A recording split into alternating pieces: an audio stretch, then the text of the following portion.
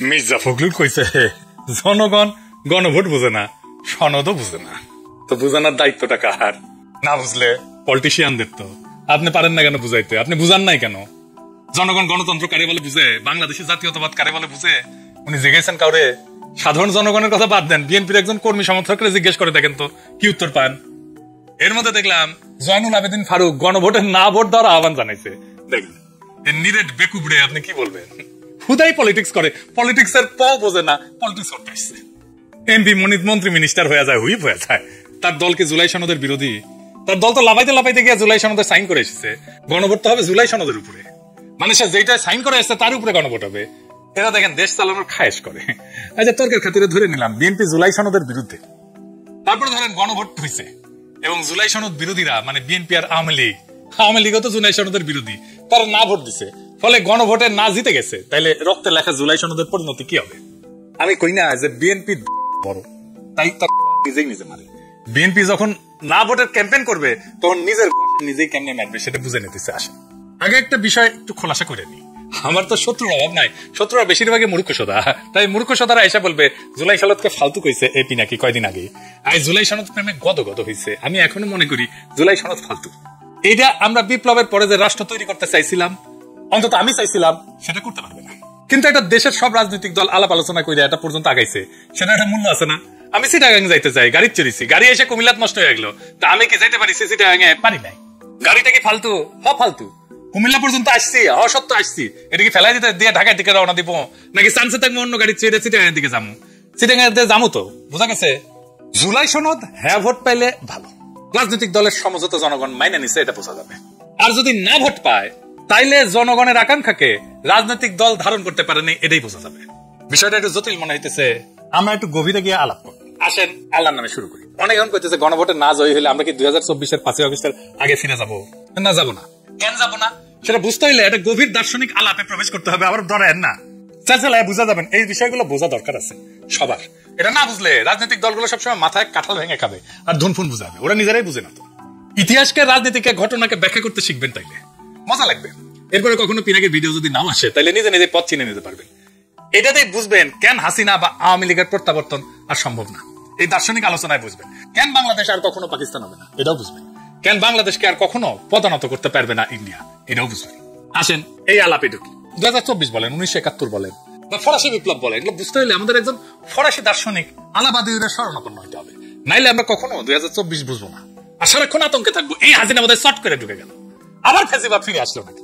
উনি জন্ম নিয়েছিলেন 1937 সালে, আমার চাইতে 30 বছরের বড়। একজন ফরাসি দার্শনিক, সাহিত্যিক, নাট্যকার, রাজনৈতিক চিন্তাবিদ, একসাথে মেলা কিছু, একই অঙ্গে অনেক রূপ। আলাবাদিও জনগণের জীবনের সেই মুহূর্তগুলোকে বুঝতে চান, বোঝাইতে চান, যেখানে পুরনো নিয়ম ভাঙা পড়ে এবং নতুন সত্য জন্ম নেয়, আমাদের জন্য খুবই প্রাসঙ্গিক। তিনি মনে করেন সত্য নির্দিষ্ট ঘটনার মাধ্যমে প্রকাশিত হয় এবং মানুষ সেই সত্যের মাধ্যমে নতুন পরিচয় তৈরি করে। তার মূল দার্শনিক অবদানগুলোর মধ্যে একটা হইতেছে ইভেন্ট থিওরি। এটাই ওনার সবচেয়ে বড় অবদান। তিনি বলেন যে সমাজ সাধারণত স্থিতিশীল অবস্থায় থাকে, এটাকে উনি বলছেন বিইং। হাসিনার আমলে যখন সবাই মনে করতেছিল আর কিছু হবে না, হাসিনা না মরা পর্যন্ত ক্ষমতায় থাকবে, সেটা হইতেছে বিইং। কিন্তু হঠাৎ কিছু মুহূর্ত আসে যখন আগে সব নিয়ম ভেঙে যায়, এটাকে বলেন উনি ইভেন্ট, এবং নতুন সত্য তৈরি হয়। আর যারা সেই সত্যকে ধারণ করে তারা হয়ে ওঠে সাবজেক্ট। চারটা ধারণা, বিইং, ইভেন্ট, ট্রুথ, সাবজেক্ট। এটাই উনার দর্শনের কেন্দ্র। কঠিন লাগতেছে? লাগার কথা, আমারও কঠিন লাগেছিল, বুঝতে মেলা সময় গেছে। আচ্ছা, আর একটু বুঝাই বলতেছি। হ্যাঁ, বিইং বা অস্তিত্ব বা স্থিতাবস্থা, এটা বলতে বোঝায় যে অবস্থায় সবকিছু চলতে থাকে, সেখানে নিয়ম, অভ্যাস, রীতি, ক্ষমতা সব স্থির হয়ে থাকে, সেখানে সত্য প্রকাশ পায় না, সেখানে মানুষ নিজেদের গভীর সম্ভাবনাকে চেনে না। আমরা কি করতে পারি? আমাদের পক্ষে কি করা সম্ভব মানুষ বুঝতে পারে না। যেমন হাসিনার শাসন যে টিকবে না, এটা অনেকে বুঝতে পারে না। এটাই স্থিতাবস্থা। এটা যারা দেখতে পারে, যারা বলে হাসিনা টিকবে না, তারা তাদেরকে উপহাস করছে। এইটাকে স্বাভাবিক চলমান অবস্থা বলে, যেখানে পৃথিবী যেমন আছে তেমনই থাকবে। এই অবস্থায় মানুষ এবং সমাজ নিজেদের সীমাবদ্ধতা আর শক্তি নিয়ে সচেতন না, তার মধ্যে পরিবর্তনের কোনো আকাঙ্ক্ষা জাগে না, শুধু চলিচ্ছে। তার মানে বিইং হইতেছে স্থির, অভ্যস্ত, নিয়ম মাফিক অস্তিত্ব। এখন অনেকে কয় না যে পিনাকি দেশটাকে অস্থিতিশীল রাখতে চায়, এরা হইতেছে সেই স্থিতাবস্থার ফুট সোলজার, যারা চায় বাংলাদেশ আগে যেমন ছিল সেরকমই থাকুক। 2 নম্বরে হইতেছে ইভেন্ট বা বিচ্ছেদ মুক্ত। ইভেন্ট হইল যেই মুহূর্ত স্বাভাবিক অবস্থার ভিত ফাটায় চুরমার কইরা দেয়। এই বিইং বা স্বাভাবিক অবস্থা, স্থিতাবস্থা, এটা ভিত একেবারে চুরমার করে দেয়, ওইটাকে ভেঙে নতুন সম্ভাবনার দ্বার খুলে দেয়।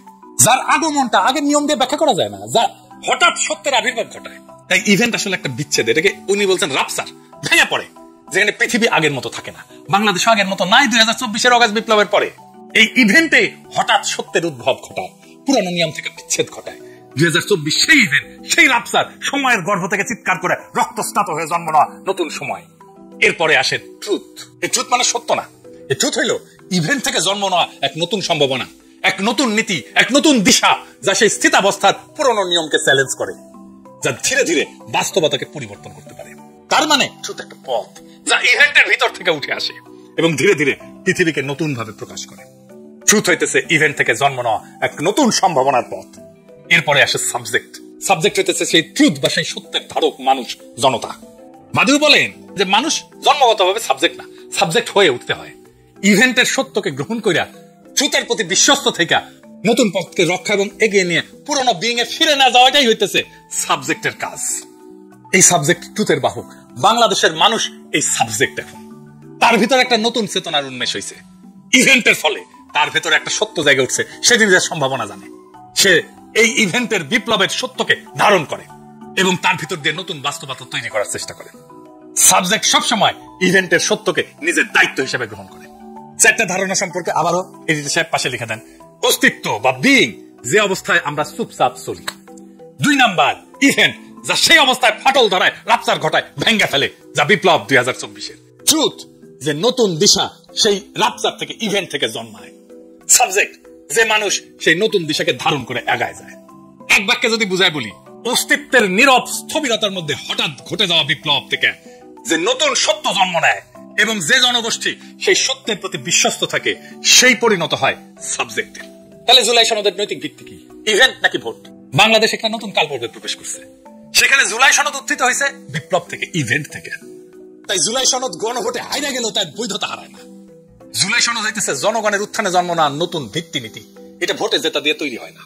এই ভিত্তিনীতি তৈরি হয় ঐতিহাসিক ঘটনাবলী, উত্থান, জনক্ষমতা, সামাজিক রূপান্তর এবং সম্মিলিত দাবির ভিত্তিতে। বিএনপি বলে না সংসদে যে সবকিছু ঠিক করবে, ভোটে সবকিছু ঠিক হবে না। ভিত্তিনীতি তৈরি হয় বিপ্লবে, অভ্যুত্থানে, জনগণের আকাঙ্ক্ষায়, গণ আকাঙ্ক্ষায়, ভোটে না। জুলাই সনদ ঐতিহাসিকভাবে জন্ম নেওয়া নতুন ভিত্তি চুক্তি। ভোট তার বৈধতা বাড়াইতে পারে বা কমাইতে পারে, কিন্তু বাতিল করতে পারে না। জুলাই সনদ কোন দলীয় প্রতিশ্রুতি না যে ভোটে হারলে বাতিল হয়ে যাবে। এটা হইল বর্ষা বিপ্লবের রাজনৈতিক ফল, জনসম্মতির উপরে লেখা দলিল, 25টা রাজনৈতিক শক্তির সই করা কাঠামো, ইতিহাসে জন্ম নেওয়ার নতুন ভিত্তি। এইটা এক্সট্রা কনস্টিটিউশনাল সত্য মুহূর্ত। এইগুলোর কারণে জুলাই সনদ একটা ভিত্তিনীতি অস্থায়ী হইতে পারে, এটা গণভোটে স্থায়ী হবে। আর যদি গণভোটে না ভোট পায়, তারপরেও একটা নতুন সত্য উত্থিত হবে, সেটা আমরা আসবো। এইবার আসেন আরেকটা বিষয় দিয়ে একটু এটা বুঝে দেখি, আরেকজন দার্শনিকের আলোচনা একটু বুঝে দেখবো। এখন কইবে আমার ক্ষুদ্র ভাতার ভগিনা আজকে দর্শন দিয়ে একেবারে ভাগাভাগি করে ফেলছে, মাথার উপর দিয়ে যাইতেছে না, যাইতেছে না মাথার উপর দিয়ে। আমি জানি অনেকে বুঝতেছেন।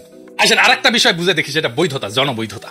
ভোট নিয়ে চিল্লাইতেছে না বিএনপি, এইটার বিরুদ্ধে তো তত্ত্ব দাঁড় করাইতে হবে, দার্শনিক বোঝাপড়া পরিষ্কার করতে হবে।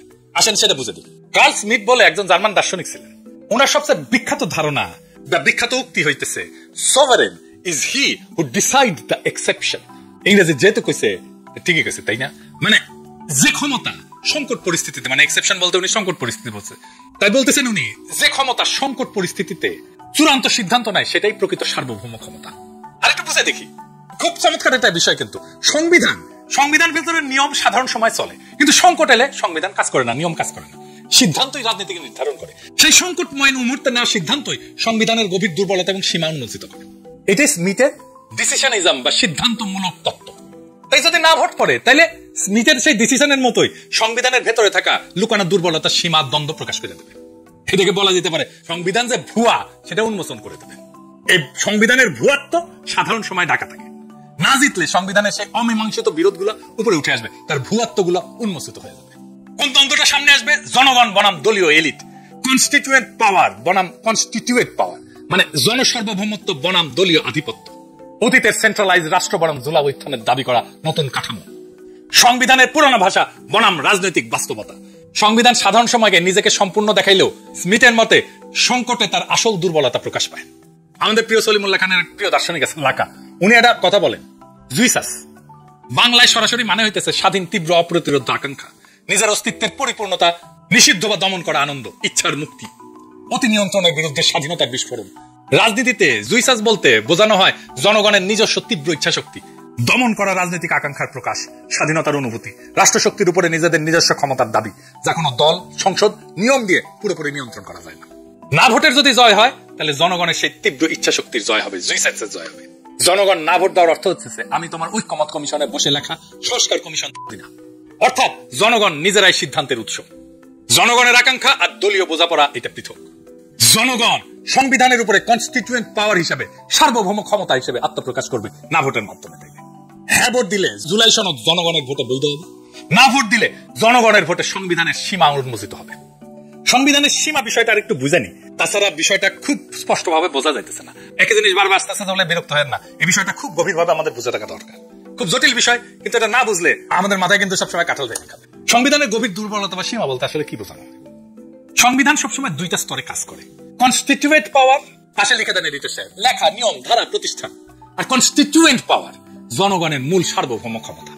সংবিধানের দুর্বলতা তখনই প্রকাশ পায় যখন লেখা নিয়ম বা কনস্টিটিউয়েন্ট পাওয়ার, যেটা জনগণের আসল ইচ্ছা বা সার্বভৌম ক্ষমতাকে ধরে রাখতে পারে না। মানে হইতেছে আমরা জনগণ যেটা পাই সেটাই সার্বভৌম ক্ষমতা, কনস্টিটিউয়েন্ট পাওয়ার। আর কনস্টিটিউয়েন্ট পাওয়ার সেটা হইতেছে এই জনগণের ইচ্ছা থেকে যেই ক্ষমতা সংবিধানের মাধ্যমে লিখিত হয়। বোঝা গেছে? আমার ইচ্ছাটা হচ্ছে সার্বভৌম ক্ষমতা, লেখালেখিটা হচ্ছে কনস্টিটিউয়েন্ট পাওয়ার।